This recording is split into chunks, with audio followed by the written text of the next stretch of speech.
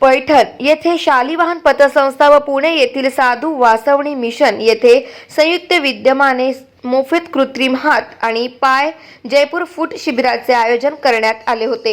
यावेळी 174 दिव्यांग बांधवांनी या योजनेचा लाभ घेतला आहे।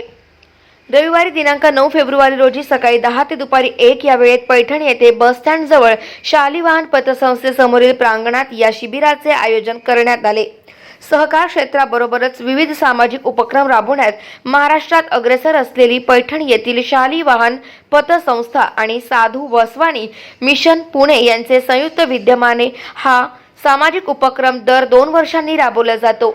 या शिबिराच्या माध्यमातून आजपर्यंत सुमारे 3500 दिव्यांगांना कृत्रिम अवयवांचे मोफत वाटप करण्यात आले असून अनेक दिव्यांगांचे अपंगत्व दूर झाल्याने त्यांनी शालिवाहन पतसंस्थेचे संचालक, सभासद, अधिकारी, कर्मचारी यांचे आभार मानले। लक्ष्मण गोविंद इंगळे, राणा चिंचली, निपाणी तालुका, भोकरदन जिल्हा जालना। माझा ॲक्सिडेंट झाल्यामुळे मी ह्या ठिकाणी आल्यामुळे मला यांनी पायाची मदत केली, यांच्याबद्दल मी आभारी आहे।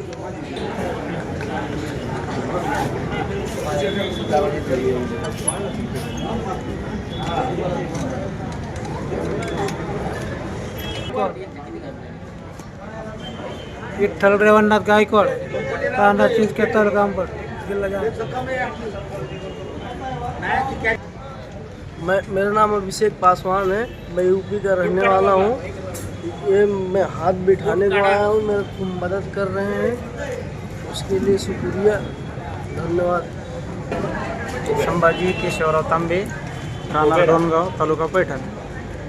माझी पाय गेलेला आहे शेतीकाम करत असताना।